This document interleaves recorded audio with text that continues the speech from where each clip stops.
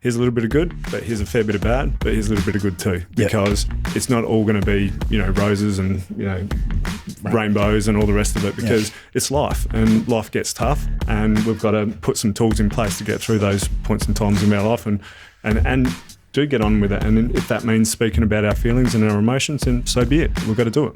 It's Men's Health Week, and we're shining a light on a male-dominated industry suffering from higher than average rates of suicide. And this is a high-risk group, and we need to be understanding of that. Men in construction have a history of struggling particularly badly with managing their mental health, and as graduate psychologist and former construction worker Simon Tyler says, that's due in part to the stereotypical hypermasculine culture that exists on work sites, now the focus of his PhD. I think there's a big transition there that's happening within society and the construction, regardless of whether it's a hypermasculine culture, in that you're starting to get these people go, oh, hang on, we actually need to look at this. Simon's good mate Richie Welch has been in the construction game for more than 2 decades, and both men have lived experience of going through immense struggle and surviving, becoming stronger and more sensitive to the need to reach out for help. The hard, honest truth is probably the best message at times. After recently enduring a devastating spate of suicides within their tight-knit community, they decided enough is enough and have gone above and beyond to create a new service called The Next Step, an Instagram page that connects men who are struggling to the help they need through direct messaging. Just the fact that we've got a passion for this, would be silly not to use it and help people and help them in the right direction. Having personally witnessed so much need for more mental health help and awareness within male-dominated industries, they're now dedicated to serving that cohort that's notoriously tough to reach. There was a time that both men were saved by a single conversation, and they know as well as anyone the power of speaking up and being heard. Welcome to Young Blood, a podcast all about young men's health. My name's Callum McPherson, I'm a journalist, and this is our mission to talk about the stuff that matters and isn't talked about enough. Let's do it. All right, so guys, mental health in the construction industry, what is it that the rest of society isn't aware of? What are some of the things that keep cropping up, and just how prevalent is things like suicide, but also the need to look after mental health in this area specifically? Yeah, look, it's a really big issue. I think if you want to look at things from the start from a real global perspective, there's a lot of research out there that's sort of looking at male suicide and how much of a gender disparity there is between men and women. So we like to sort of look at it from a top-down approach, and then it really funnels into that construction industry. So, globally, 800,000 suicides occur annually, but the vast majority of those are men. So there's research that's come out recently that one man dies by suicide every 60 seconds. And that's a global sort of issue, but we also see that mirrored here within Australia. So obviously the statistics out there, 8 suicides a day and 6 of those are men, so 75%, which is, a really concerning figure. But then when you break that down into these sort of male-dominated industries like construction, you start to see a similar pattern. So within Australia in the construction industry, we get about 190 suicides a year, which is one every 2 days. And so for an area that's not really known about in terms of mental health and suicide, that's a really scary figure.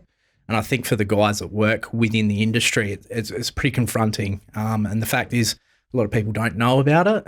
And that's really what a lot of groups are trying to promote at the moment. How does that stack up with some of the other male-dominated industries? Yeah, so there's not a huge amount of research. It's something that's starting to come through. Obviously, certain industries like emergency services are going to have really high rates of suicide just based on the fact of the trauma that they're experiencing. But then in comparison to certain things like manufacturing, which is another male-dominated industry, construction is a lot higher than that. And then if you further compare construction to general white-collar work, that's when you see the real difference in that these male-dominated industries, these labour-intensive sort of work environments are, really showing a drastic increase in suicide rates, and that's something that we really need to focus on. And Richie, you've been in this game for many years. Is it something that you've seen the face of it change, or more awareness has been brought to it, or has it always been obviously an issue to you? Yeah, look, I don't think for me personally I've seen a real massive change in the face of it. I think it's becoming more highlighted now because there are a few things now drawing a bit more attention to it. Mates in Constructions, obviously, Simo works in with from that clinical point of view. They've got a quite a larger presence on site now than I feel like they have before, especially when I was like an apprentice. So me being in the industry for the last 14 years, I think I'm starting to find in the last few years especially, their message is getting stronger and stronger now, which is fantastic to see and obviously supports those guys out on site. And in terms of those mental health issues, what are some of the situations that you've come up against or that you've seen guys that you work with experience? What kind of things are they generally? Yeah, look, that's a difficult question, Callum, because obviously men's mental health is over such a huge, wide range of aspects. But me personally, depression seems like a big one. Obviously, anxiety and stress, they're quite prevalent amongst guys that I have worked with and are working with. And I guess it's the fear of the unknown, especially in certain times like now, which I'm sure Simo will touch on, with everything that's been going on with the pandemic, whatnot. Yep.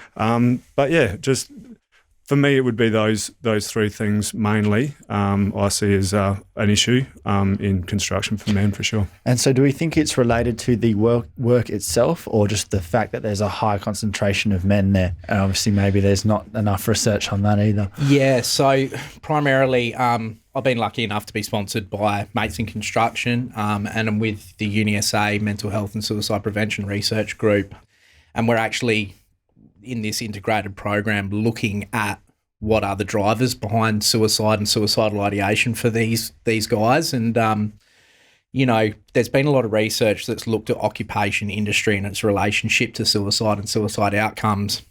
And there's a bit of work that's sort of looking at these psychosocial job factors, and it's something that we're actually really trying to touch on through the research. So, looking at things like job security, job demand, job control, those things where a bloke or an employee's got a role within how they decide they can do the job. And, the construction industry, it's so interesting. Richie can sort of attest to this as well. You look at things like the transient nature for these guys. So often, I don't know how long you've been at your role for, but, I know when I was working construction, it could go 6 months and I could change companies. Right. Yeah, that is a massive point there, Simo, because depending on the contracts and how big the companies are, that particular worker might only have a project to sit on for 6 to 12 months.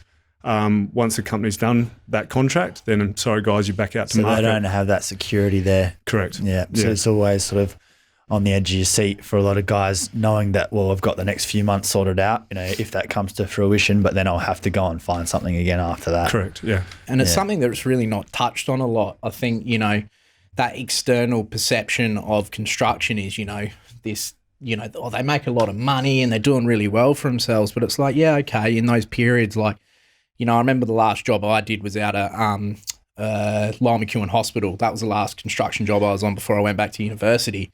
And we were all lining up for the new RAH, the Royal Adelaide Hospital, and we were super excited about it. But that's got a lifespan on it. Yep. And then you get that build and that's completed. And then there's a lot of guys just standing there going, well, where's my next paycheck coming from? Yeah. And that's just one of the components that we're talking about. So, these psychosocial job factors, and look, we need to do more research. That's part of the research that we're trying to do, is to understand how much, how these factors play a role. Because obviously mental health and suicide is such a multifactorial thing. It's not like, a relationship breakdown is the only thing that leads to someone suiciding or someone having a mental health problem, but it's teasing apart and seeing what roles these play in sort of these mental health problems and suicide outcomes. And from what you guys have seen, what's the culture like in that industry in terms of how men treat each other and how they present themselves, those sorts of things? Yeah, sure. Look, for me personally, I deem the culture pretty good. I'm a bit of a boys' boy, so I feel like I fit in with that culture pretty well. But look, the old stereotype would be, the apprentice has to earn their stripes. Yeah. They the get rookie. The rookie. Yeah. And they get a bit of shit hang on them, and mucked around with every now and then. But at the same time, they're there to learn a job and you've got to earn those stripes, like I said, and work your way up to that tradesman.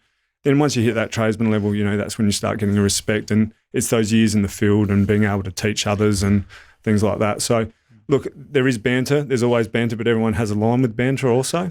And that can be hard to judge at times, especially with, I find apprentices, they're in a real sort of transition part of their life, coming out of school, entering an apprenticeship. Not so sure of themselves, and exactly, eager to impress and stuff like that. And then they're out amongst, grown men who've potentially been in the industry for 20, 30 years, and they've just got to come up to speed real quick, So that's a massive thing for somebody's mental psyche, as well as just their learning curve out on site. But in general, the people around you are very supportive. You'll get different characters, obviously, wherever you go. But yeah, it is a good culture, I feel. Because I think the stereotype would be that it is a hyper masculine culture, very macho, men of few words, good with their hands, don't say much. Correct. Has been the stereotype. I'm sure it's probably not the case. And what do you know about that? Yeah, look, it's super interesting because there is research that supports the understanding that when you look at things like, hegemonic masculinity, that traditional embodiment, stoicism, strength, not talking about your feelings, all those sorts of things. There is research that's suggesting that these male-dominated industries do have this culture, and it's another aspect of the research that we're really trying to tease apart whether or not, these male-dominated industries do really adhere to these cultures, and maybe that's what's limiting, these guys coming out and talking about it, because, we do hear reports and there's a lot of anecdotal evidence about, he was bullied and told he was weak, and that's what led to these outcomes. But, that's something that needs to be teased apart. And, whether or not this next generation in particular, and I think me and Richie talk about it a lot in that, I would look at myself, and if you wanted to put a blanket cover on, I think we're both quite masculine men. Thanks, mate.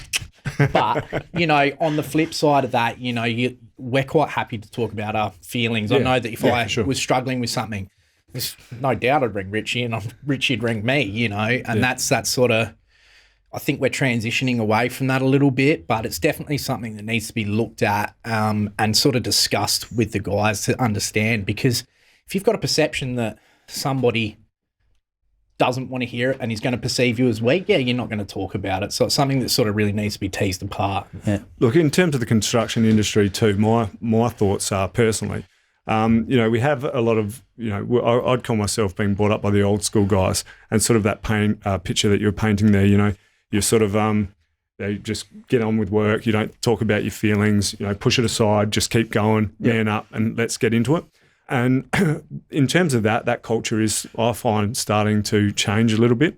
I think younger people are a lot, when I say younger people, those teens to early 20s are probably a bit more in touch with their feelings a bit more now than what they used to be.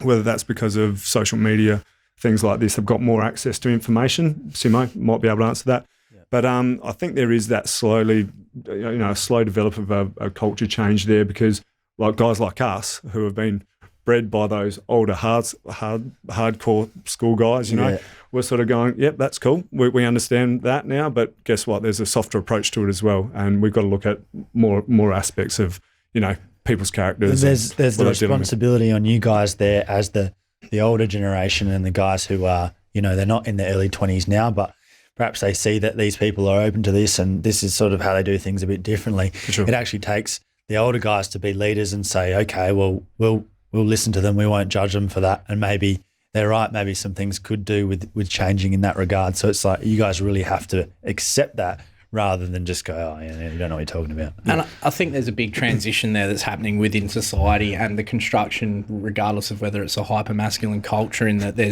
you're starting to get these people go, oh, hang on, we actually need to look at this. But for me, sometimes I live in this space and I live and breathe it, and I'm like, oh, no, we're way past stigma reduction. And, everyone knows about mental health, but there are still those pockets of it where people are like, we talked about it just then. People don't know about the rates and the stats, and you're like, really? Do people are they not aware that these are conditions that are really prevalent throughout society, and this is a high-risk group, and we need to be understanding of that. But, groups like Mates in Construction that we touched on earlier have done a really good job at getting the message out there that, we always say it's okay to not be okay, and I think it's starting to break through, but we still got a lot of work to do. Yeah. And that message has to come from guys like you who've worked in it, who understand it, who live and breathe it like you do still, Richie, who are willing to not only accept that we need to be more open about this stuff, and you guys need to take on that role of being a mentor, but also want to talk about it yourself and open up and try to make that into a tough thing, because the only way that it's going to look that way is if it comes from guys who look like tough bastards. I think that's to a degree. And it's been a big transition. Look, even for me personally, when I got, into psychology, and it probably wasn't until 6 to 12 months ago that I started to get really comfortable to talk about my own experiences. We talk about it as lived experience, and it's a new sort of developing area, but it takes a bit, to get comfortable with coming out and being like, yeah, I've been through this and I've been through that. And I think Richie's fantastic at it, very open. But yeah, that's where we're trying to create this advocacy that, look, I'm a normal bloke. I've worked construction for a long time.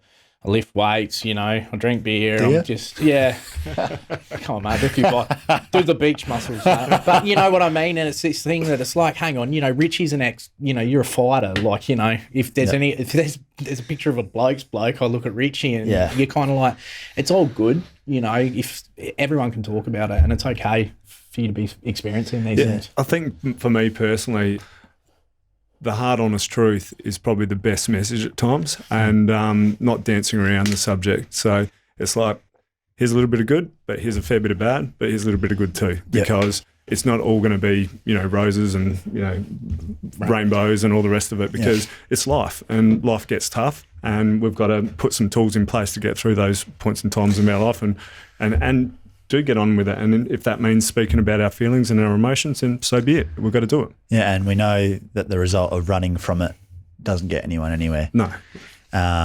So, yeah, totally agree. And on that, Richie, talk a bit about your own lived experience with mental health and what you've been through. Okay, mate. So when I was 18, I found out, or it sort of developed into, at that point in time, I didn't know what was going on in my life. I was in that transition stage, I guess you could say, of becoming an adult, moving out of home and looking for my next chapter in my life. Yeah. A few things were happening around that point in time in my life, and just finding myself getting really low and, finding it hard to get motivated, things like this. So then out of the blue, just having days where I just didn't want to leave the house, didn't want to get out of bed, finding myself very emotional, literally crying, isolating myself from family, friends, whatnot. And it actually took a good friend of mine to actually see what was going on. It took a little while for that process to happen. I can't remember exactly. I'd probably say, a good 6 to 8 months before I was starting to get to my lowest of my character. And it was after a few drinks and whatnot that I had, without even knowing, had set myself up to, potentially take my life. And it was literally a phone call right there and then when I was about to do what I was about to do. That was my best mate, and I answered the call and said, "What's going on?" He goes, "I know what you're about to do, and you got to stop. I'm coming." And it was at that point I realised I'd hit my lowest low, and through him and another network of mates, they got me to a doctor, got me on the right path, went down that mental health care plan path, started seeing a psychologist, got on some meds, and worked through that process to the point that one day I was saying to Simo, I got to the end of this period of my life, and I was sitting in with a psychologist for quite some time thinking, I'm not sure whether I need to be here. And then just after I think that, literally the last session, I'd been thinking of this for about 3 sessions. And then on that last session, I remember asking me like, "How are you today?" I said, "Look, I'm good. I'm really good. And I don't even know if I need to be here." And she said, "Well, that's funny because I didn't think you needed to be here 3 sessions ago. I was just waiting for you to say that." Yeah. So, cheers for the money, eh? Ching. Why do you think I went into psychology?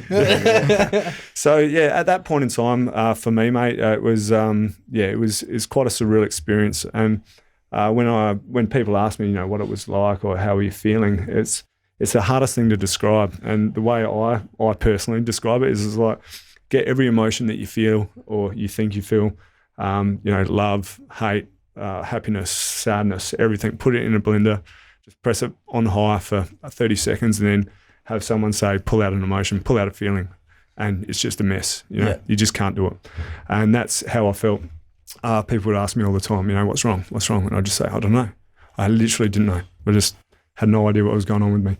But worked through that process and here to tell the story, thank goodness. Yeah. Living life the best I can now, mate. So. And after having that experience, you must have been very aware, obviously, of your own mental health and the need to look after it, and probably seeing signs in other people that you worked with along the way. Did you sort of take it on as wanting to be someone who then helps others and looks out for others and becomes a bit of a mentor? Yeah, look, that's a really good question. Initially, no. I think initially, it's a bit of an impact to the brain, I guess, or to your headspace. Yeah. And it takes a little while still afterwards, I found, to process exactly what has happened.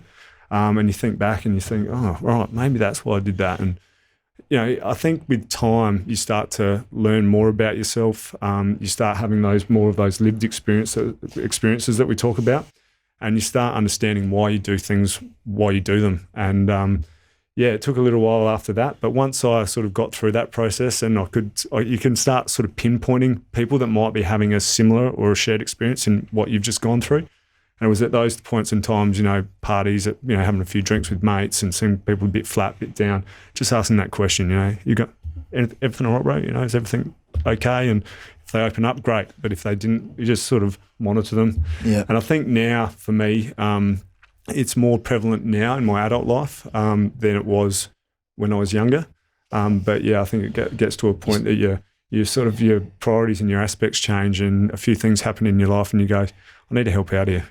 Sounds like your mates helped save you back then. Yeah, got you in touch with those services, which is still what we recommend for people to do now. We're trying to push that message out there now, but 10, 15 years ago, that was a lot more unheard of, even to get that sort of support. And so I think now people are starting to, there's still not enough obvious routes available to people, but they're starting to know what they're meant to go and do. Yeah, and look, that's a really good point, mate, because the person that identified myself going through what I was going through had already had their own personal, experiences or mental health issues at that time, or difficulties. So potentially if he hadn't recognised those traits in me, I wouldn't be sitting in this chair. Yeah. So, 100% right. Yeah. And Richie's selling himself quite short here, because in our community down south where we're both from, Richie's, a bit of a godfather figure. And no, it is. It's Richie will always shy away from the spotlight, but, Richie does do a lot of work in, reaching out to people, checking in on people. We've lost a few people recently. Richie's, although he's obviously dealing with it in his own way, he has been brilliant in reaching out to me, that community, and making sure everyone's going okay, and being that sort of, I'm here if you need me. And it's that for me is such a beautiful thing to have mates, and that's what's so great about our friendship group and our community. Yeah. And I suppose that lived experience as well, though it's so difficult to go through and you wouldn't wish it on anyone. It also, if you can survive it, it gives you the power and the drive to then be able to go back and help others, which is pretty powerful. It's funny you should say that, and I haven't used this term until today.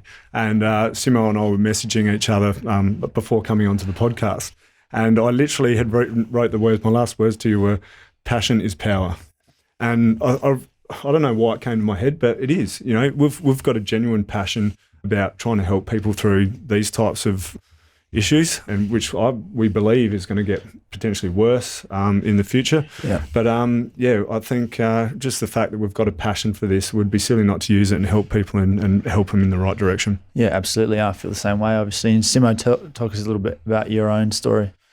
Yeah, so where do you want me to start, mate? No, look, well, I guess maybe pertaining to the construction industry and your experiences. Yeah, look, it's been really interesting. So I got a family history of suicide and mental health, and it sort of seemed to have followed me for quite a long period. And then my own experiences, very young, got diagnosed with obsessive compulsive disorder, and was not in a great place, and then sort of filtered into the construction industry, and then in that sort of environment, things just didn't, they just kept going along, and I was okay. And I'd seen, been to a psychologist and was like, I've got to work through this, but then, really got heightened by some of the factors that related to the construction industry, that high pressure environment, long work hours. I remember at one stage I was driving from Hallett Cove out to Lower McEwen Hospital every day for work. So you're looking at nearly a 3-hour round trip on a good day just to get to work and back. And so add your 10-hour day on top of that. and then you're trying to, you don't have a relationship. You don't have that work-life balance. You got no work-life balance. And then so those sorts of things like your mental health really start to suffer and look, lost a couple of mates on side as well. And it really starts to, things start to add up, and it's that cumulative effect where you're like, hang on, things are really starting to pack in on me. And, through my childhood, I was super lucky, and I'd love to give him a shout out. Simon Beale, he's a child psychologist. Literally same story as Richie. Had OCD, was super lost, didn't feel like anyone could understand me. And I think this is a really important thing is I went to see 3 or 4 different psychologists before I met Simon, and it just didn't get me.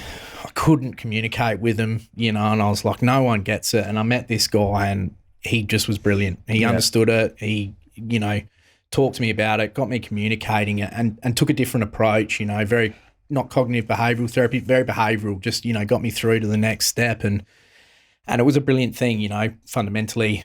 I don't think I'd be here either if it wasn't for him and people supporting me through it. And, I think that's what it started to develop. You start to see these impacts, and you look at your mates on site that are struggling, and you go, maybe I can be somebody that makes a change. So I pulled the plug on construction and went, I think I'll go to university and try and be a psychologist. And somehow I'm sitting here. What reactions did you get from that initially? Look, I think my workmates were stoked because I remember, look, he's passed away now. He was my old leading hand, Ryan Panowich, just a great bloke. And he always used to say to me on site, he's like, if you're here within 5 years, like I'm gonna beat the shit out of you, because he was like, you got to go do something different, mate. And so I think they were all just pleased that I'd taken a chance on myself. And look, in the industry, when I first went into psychology, I was always thinking that who I was and the way I talk and the way I look was going to be a real bad thing. But you start to go, oh, look, there's a place for me in here, and I think sometimes it's nice, you're a little bit different, stand out from the crowd, which isn't too bad. Yeah, I think it's great, especially when, there is such a need to talk to men, and we want to relate to each other and see a bit of ourselves in each other. And, people probably wouldn't think that you were a psychologist at first glance. I get that all the time. But more of a truck driver, really. Yeah. But after talking to you for not very long, they understand that. And I think that's just such I suppose a weapon in ways for this good fight, to have people like you who are different that men are going to feel comfortable coming to, because you don't necessarily fit the mold, but the mold hasn't necessarily worked that well for lots of men as well. So. Yeah, and I look, I'm not going to appeal to everybody either, and I think that's, there's horses for courses, and it's something we always try and talk about as well, me and Richie, in that, like, push that message that if your first psychologist doesn't work, doesn't mean psychology or psychiatry is, all this, it's not hodgepodge. It works. Just go and find somebody else. So tough. It's tough though, isn't it? Because it's such you're so putting yourself out there to even go and do that first one, and you get yourself all the way to being there, and then that isn't what you were looking for, or you doesn't connect. The temptation is to just throw it away. Yeah, I think it's probably an important thing to touch on too. I mean, your relationship with whoever you're dealing needs to be relatable. And you need to find someone who you feel comfortable with, because obviously if you are going to go see, like Simo said, it took him almost four attempts before you found the right person to talk to.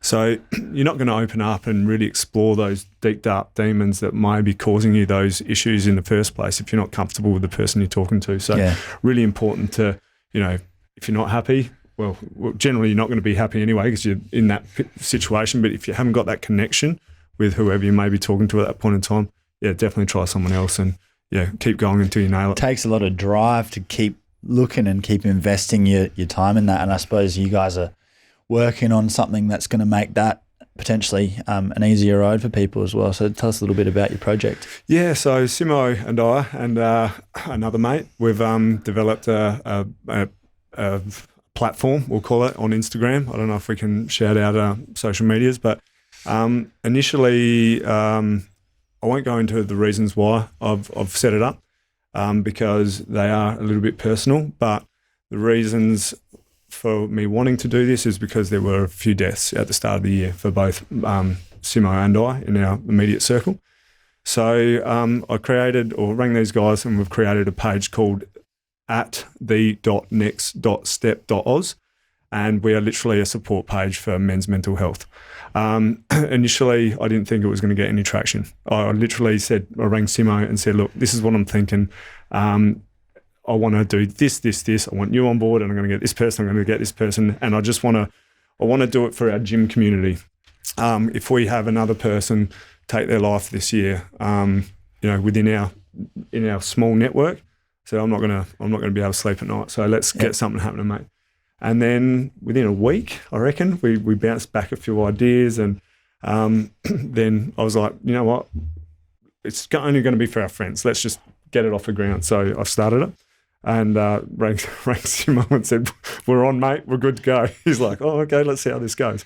We started sharing it, and then, in those first 2-3 weeks, it surprised us, and it was really humbling how much support we had from both our friends and family, and it just grew and grew and grew, and it's still growing. I think we've only literally been 6 or 7 weeks now. Yeah. We've got close to around 500 followers, and obviously we want more because we're sort of thinking we want to reach more of a target or a bigger audience, because I think our message is pretty simple but really important. We're basically our page isn't going to fix anybody's problems as such, but what we are offering is we want to be able to get people to the next step. So if they reach out to us, reach our page, we'll obviously interact with them through direct messaging, or we'll approach them or we'll ask for permission to call them through the video chat if we need to. And then from there, we will give them some guidance on the best way to potentially deal with what they're dealing with at that point in time in their life. And you guys have obviously seen that there's a gap there when we're talking about that next step. So what have you noticed in terms of that quagmire that exists between realizing that there's an issue and actually getting to the help that you need? Well, it really shocked me a little bit, because like I was saying before, is I live in this space and I've been through it. And so I think it's normal to go see a psychologist or understand what a mental health care plan is and things like that. But, I think men sort of don't really understand, and a lot of people don't understand the process and what it takes to get there. We are under, the system's a little bit, it's not broken, but it struggles at times. It can be a 4-week wait sometimes just to get in to see a psychologist. And, if you're having a really big crisis point, that's when that social network and that community is really important. And so often it's just trying to get guys to be able to get there, get that, go to the GP, get your mental health care plan, take that next step, book in with a psychologist. If you're having trouble in that time, give us a ring. We'll get you through. We can give you some helpline support services, mates in construction, all those types of things are out there, and we're happy to promote those. And it's really that conduit to be like, I've identified I'm struggling. How do I get to be able to get some help and get some professional help? And, there's a big gap there for blokes. We are accessing and we are talking more, but I think there's still that disparity between I've got a problem and, what do I do about this? I think the beauty is too, is that, or for me personally, I think the beauty in it is the fact that when some blokes are dealing with mental health difficulties, they don't want to feel belittled by having to talk about them with, say, family or friends or people on a personal level, because they might get a reaction of, what's wrong with you? What have you got to be worried about? Or what? So they don't want to be judged like that too. So sometimes a stranger or something like what we're offering can be a better platform, because they don't know us. We're not going to judge them, and we want to help. We've just generally got a passion to help. So we want to say, look, we're happy to hear what you got to say, bro, and we'll, whatever we can do, we'll try and point you in the direction. I mean, Simo with his clinical background is amazing, of course. So if there's anything that gets a bit curly for someone like me without clinical background, I'll ring Simo straight away and, hey mate, can you take over here or whatever.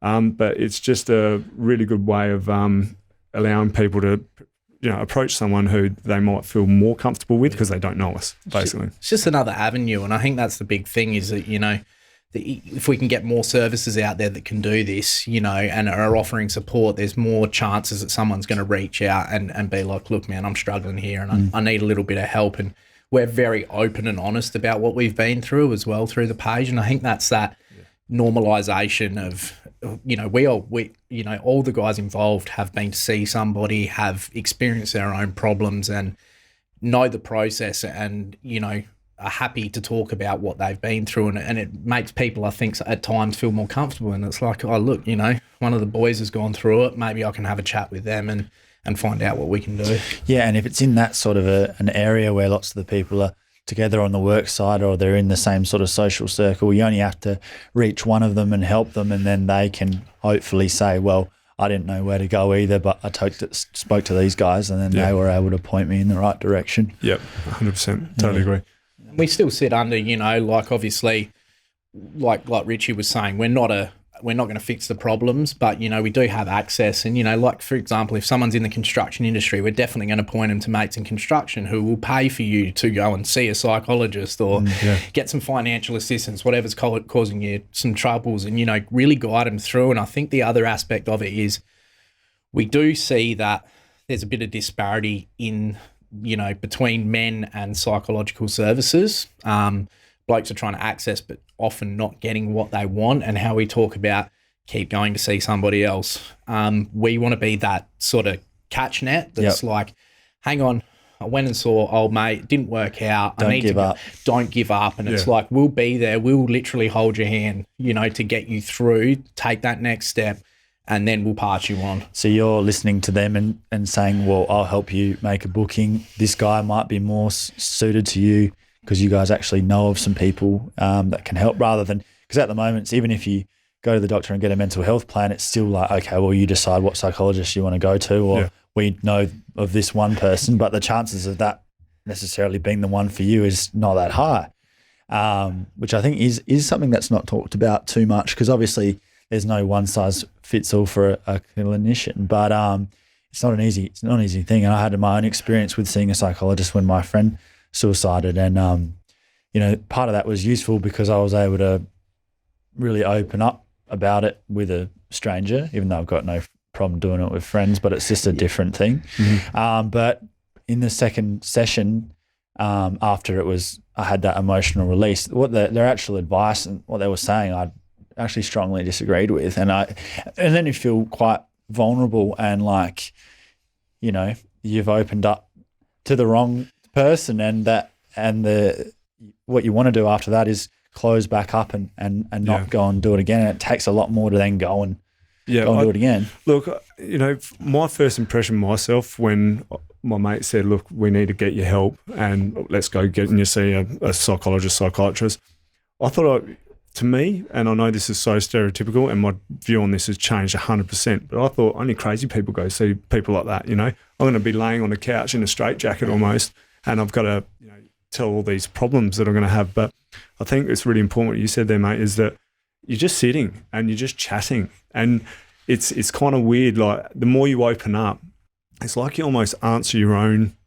problems, if that makes sense. Like, I know the questions are directed in a way to help you with that connective thought path, but at the same time, you actually provide yourself with those answers, and you get to like I was saying earlier, you get to the end and you're like, I don't think I've got any more questions, or I've got a clear mindset of how and why I'm thinking the way I am. So I think what you've touched on there is brilliant. I think as well, like, because I'm very much at the opposite end of the spectrum with my experiences. I never really went in there and talked about my emotions, and that's not appealing for some people. Obviously, as you go further down the track, it's probably necessary, and emotional-based therapy is very effective. But some guys just want to go in there and get some practical tools, tips and strategies to get them to the next day.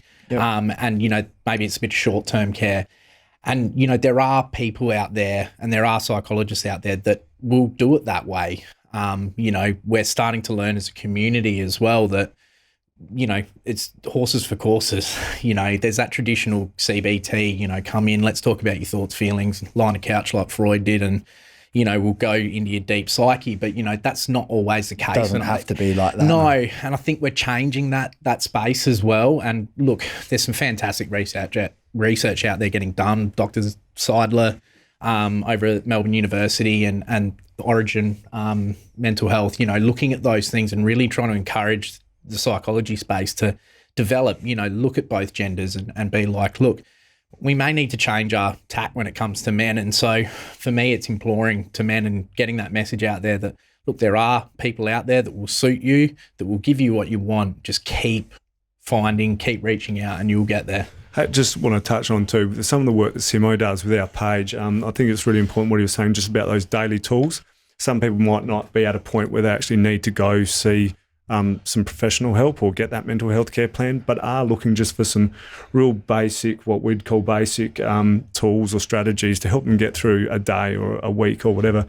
So through the page, Simo just does a couple of great analogies and breakdowns of, breathing exercises. Talks about how that invokes the vagus nerve, and calms down your brain patterns and your just basically your whole psyche. I've done a post on there about control and being focusing on things that you can control in your life and acknowledging the things that you can't control, but don't put too much energy into those things. So we try and give a few tools, basically is what we're saying, to help people through those day-to-days. I think that's important because mental health, there's also the tendency to think that that's just mental illness. So it's bona fide depression or anxiety or whatever the illness might be, but it's actually, we all have mental health. We all have to take 100%. Care of our mental health. We have moments of feeling anxious or feeling like we're down or stressed out or not like ourselves. And there's part of mental health that's just, this helps me to pull myself back up out of this sort of a headset. And I wouldn't say that I actually necessarily have a condition, but I would like to hear some advice on how other people manage to do that. Yeah. And for you personally, if some of the tools you're using, how good do you feel about knowing yourself and that you can pull yourself out of those situations? Like for me personally, I do use some of these tools in day-to-day. I might be getting a bit stressed at the office and just need to get away from the desk. I'll do some breathing and go back to my desk, and I've just got a clearer picture of what I need to do, maybe a bit of a sip of water and refocus.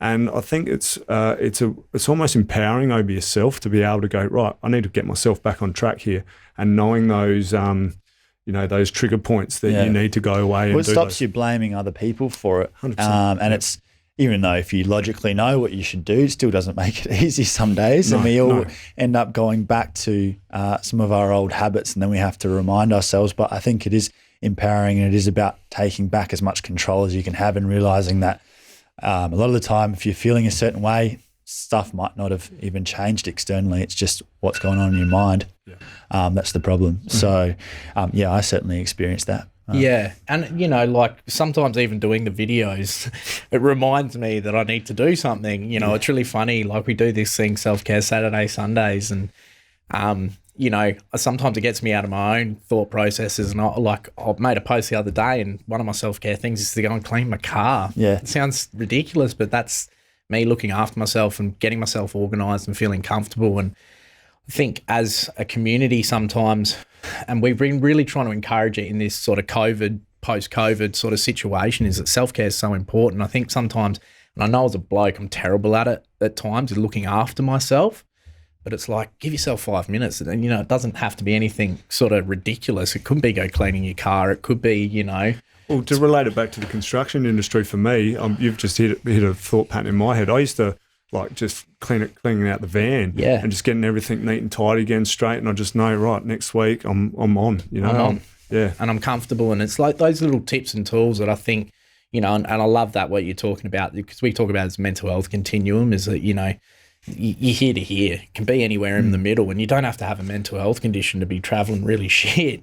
Vice versa. Some of the mental health condition can be going fantastic, great guns, And if you're alive, it's relevant to you. Yeah, that's it. And so, we are trying to hit the, broader pop, we're not just looking at just men and stuff, but, I think it reinforces those things that, we're here to prevent, reduce stigma, but also be that conduit to someone reaching out and getting some help. So. And what uptake have you had, or responses have you had from some people who've been reaching out to you guys? Look, to be honest, so far, we've had a lot of support, and it's all been very positive. So I'm really humbled. I know you are too, mate. And I'd almost say on the daily we get someone just touching the page and saying, look, guys, what you're doing is fantastic. Simo and I do mix in, and I should mention that we've got another mate, Brett. He couldn't be here today, but Bretty's on it as well. So all three of us come from a different sort of, although we're sort of all like mates, we've all got different circles of friends outside of that. Yeah.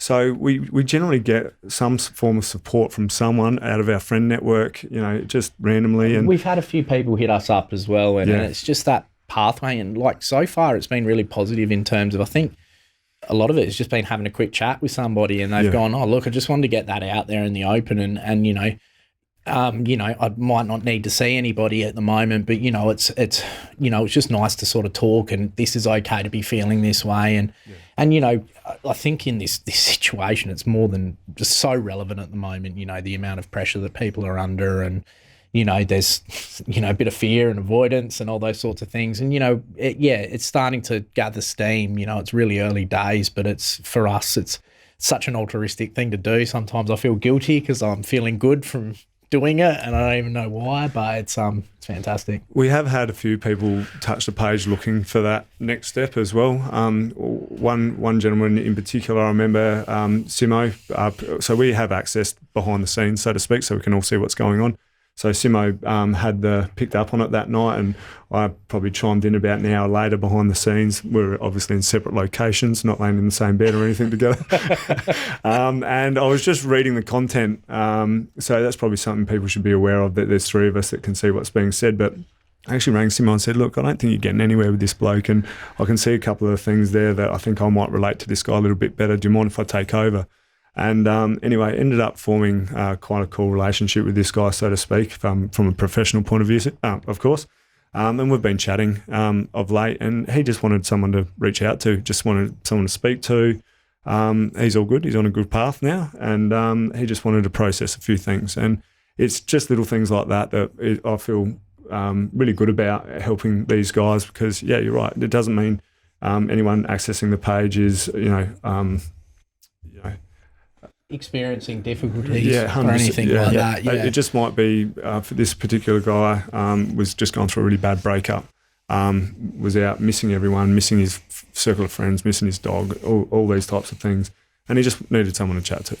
And it's really, it's kind of, I found it really cool just to be there and help him through that process.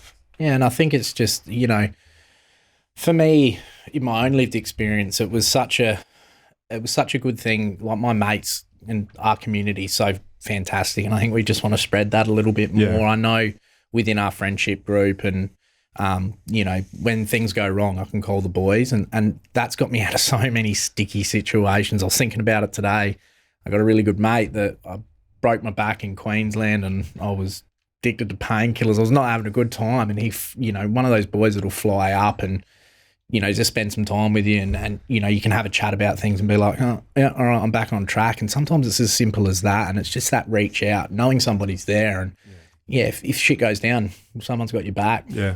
I think what you said too, Ro, and I think that was one of my selling points to Simo to get him on board, was the fact that, look, mate, we've got such a good tight group of friends, tight little network, and we all do bounce off each other really well. And it's like, there's people out there that don't have what we have, I said, so let's just open that up. Let's just extend it out, and whoever needs that circle of friends to have their back, welcome in. And we'll just make that circle bigger and bigger and bigger until we've got everyone covered. Yeah, and it is a privilege to have a circle like that. And you're right, not everyone does have that. And potentially also that, though, them engaging with this and talking to guys like you, if they're able to find some help and get to a better place, then they potentially see the value in that, and then they potentially have that conversation with the people that they do know, and then out of that, maybe they turn into one of those groups, and they are the fire starter for that. And that's the 100%. Thing, you don't know the ripple effect that this sort of a wave has. And you guys have just taken personal tragedies and being devastated in your own lives and felt that drive to say, well, we've got capacity and we've got an idea, and we need to do more than just go to funerals and talk about how terrible that is. Perfect. And I had the same experience, and you've turned an idea into something tangible that's already helping people. So I definitely want to acknowledge you guys for doing that. But I think the really real power in it is it's not just those 500 followers, it's also the friends of all those people, and it's all the other people who see what you're doing and then think, oh yeah, well, maybe we can do something. And it's all those little voices and all those regular little conversations every day that slowly shifts this over time. It's not, even though things like, Men's Health Week or whatever it is are great, and there's a big kick on that week, that's not how it's done. It's little things all the way across and fanning out all over the place. Consistency is key.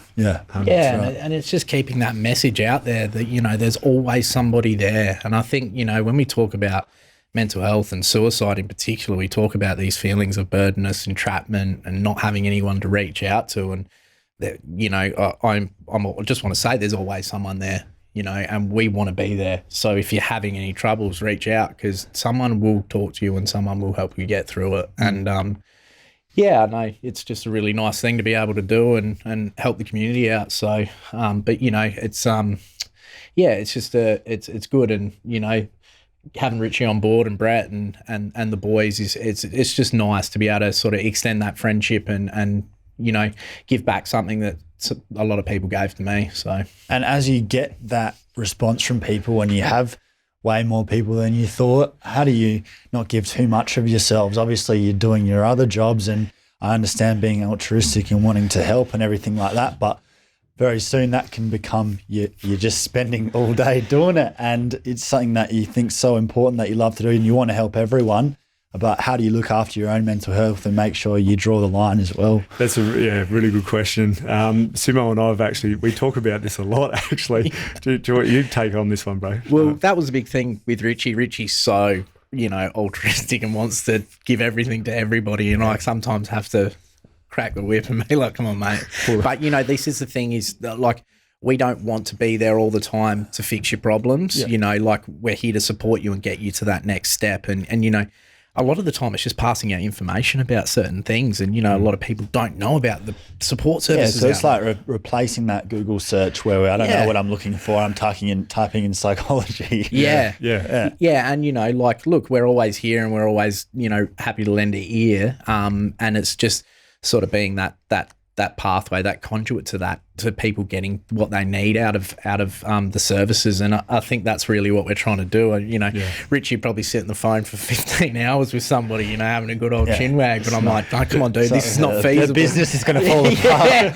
But, you know, it's getting them through and, you know, just passing them on to those places that we need, because, you know, that's what we're trying to promote. There's great services out there, but a lot of people just don't know about them. Yeah. And, you know, For me too, I would like to touch on what Callum just said, just from my boss's point of view, if you're listening. A lot of my networking is done out of hours. So, yeah, it does take up a bit of time. But what I'm starting to find now is I do get a bit overzealous with me wanting to help people. So I do have to limit myself to a degree.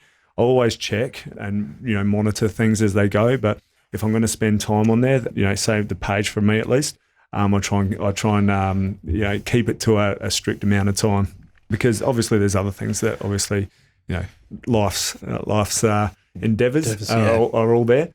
So it is a bit of a juggling act and a bit of a balancing act, but we manage. I think as well, having sort of systems behind the page too, you know, we do have a framework. You know, I'm not going to sit there and I'll tell the boys, like, look, this is, you know, and they can assess that this is a bit of a crisis situation and we really need to be involved, or I can wait till tomorrow morning. And I think the fact that there's three of us too, we're all bouncing off each other, and, you know, Simo will be on at nights when I'm not on, and you'll pick up things that I don't pick up, and then we'll talk. And yeah, so we're slowly ourselves starting to learn those balances as well, I feel. Yeah, we'll get there. Yeah, it's brilliant, guys. And just to sort of wrap up on the fact that you've both lived through what you've lived through and had those experiences, which sounds like you went pretty much to rock bottom, or definitely did, and then were helped out of it by people in your life, and fortunate for that, to be the men that you are today, who are doing lots of stuff in your own right, but then also working together on a project like this and just so invested in this. What does it make you think to look at yourselves now and think about, you know, where you were when you were in that spot, and now here you are leading the way, trying to help people? It's a pretty big change, isn't it? Yeah, it is. I think as well, for me, it's something that's always made me laugh is, you know, I used to hate myself, and I used to look at when I got diagnosed with OCD, I used to be like, oh man, why me? Why have I got a mental health condition? And now I look at it and I'm like, I'd be lost without it. Like, it drives me to do more, and it builds that resilience. And I think sometimes if you can reframe that, you know, that like something good will come out of this. You know, I look at Richie and what Richie can do, and, you know, when the chips are down, I know Richie's going to be there. And yeah, you know, I'd love to be able to go back to my 15-year-old self and be like, going to go through some rough times, but we'll be all good. You'll be right, mate. But that's part of life. It doesn't work that way. Yeah, but it's a journey. But you can go and talk to someone else. And that's it. And that's really what we're trying to do, is just be that next step for somebody and give back what we were so lucky to get. And I think that's something that, you know, I always keep in the back of my mind, you know. If I hadn't met certain people in my life, I wouldn't be here, and it's a beautiful thing. So, yeah, I guess for me, I get a kick out of being busy. If I find I'm not my best when I'm got nothing on, so I purposely try and keep myself busy. But I draw off energy too. So if I see this guy promoting and, you know, bigging up, and that's half the reason why I got him, because he motivates me in a good way. And I don't think we're both probably quite competitive people too, but not that this is a competitive thing. It's just we're using each other's strengths to push each other, I guess, through this process. But look, for where I am now from where I was, you know, I don't want to say, oh, you know, well done, pat yourself on the back, because there's a lot of work to be done. I think this is something that both Simo and I will just keep doing for as long as we can. Until he starts hating me or goes, Rich, I've just had enough or I've made his ears bleed from talking too much. But I think we'll just keep going, and we'll keep going and keep going, and our friendship will always be here and stay.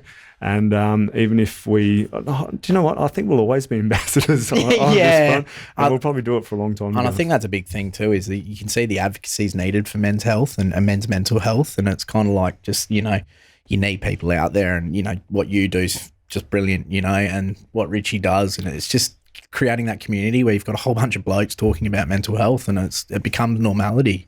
You know, I'm going through some shit, man. Yeah, cool, let's go. We know what's going on, and I think it's breaking, and for me, it's just so exciting to see. And it's nice to be involved, but, you know, we'll get there, and you know, I think people, every day is a challenge for sometimes, but you know, as long as you've got that support network around you, things are going to get through, and we're going to be okay. Just one last thing I just wanted to quickly add. I posted this to the page a little while ago, and I think to me it really impacted me. It really showed the importance of starting that conversation. So there's a hot sort of suicide spot called The Gap. I'm not too sure whereabouts in Australia it is, but this old gentleman, his name was Don Richie, he lives across from that spot. Now, he's documented as for the last 50 years of being there saving 160 plus lives by just walking over, seeing these people in their time of crisis and saying, hey, come get down from there, come to my house, let's have a chat and let's have a meal. You know, and it's just that starting of the conversation and talking to someone that, you know, can save lives, can save your mental health.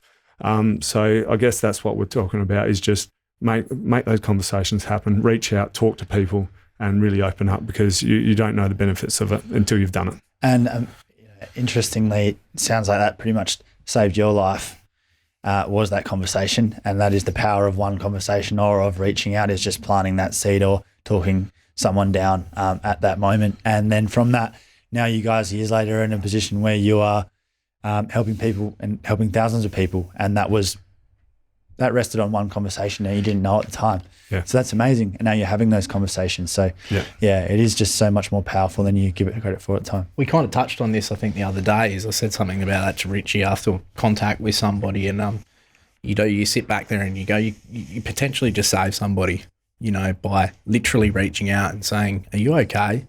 What can we do? And how can we help? And, you know, that for me, it resonates deep down, because, you know, the outcomes that can happen, and, you know, I sit back and you know what it's like, you know, you sit there and you're like, I just don't want to lose anyone else, you know, and it makes me get a little bit emotional, which is very rare. Richie knows that. You sit there and you're like, that one conversation can change everything. And I think that's what keeps driving a lot of people, and I hope that's what keeps driving people in this space for years to come, so that these figures change, you know, there's no longer an issue, you know. We still push that zero suicide rate within Australia, and I think a community, and that's what keeps us going. We'd like to see the figures change but decrease. Yeah. That's our ultimate goal at the end of the day. Lives matter. Yeah. And we don't want anyone, you know, taking their life or getting to the point that they feel they need to, when it can seriously just be as easy as reaching out to someone. If you're a fan of the work we're doing or have a suggestion for the show, please rate us on Apple Podcasts and leave a comment. You can follow Youngblood Men's Health Matters on Facebook and Instagram and visit our website, youngbloodmenshealthmatters.com, to stay up to date. We're also on YouTube now, so please subscribe to the Youngblood podcast channel. And most importantly, if this conversation resonated with you, share it with someone you love and start a conversation of your own. This is Youngblood. Thanks for being part of the mission. Catch you next time.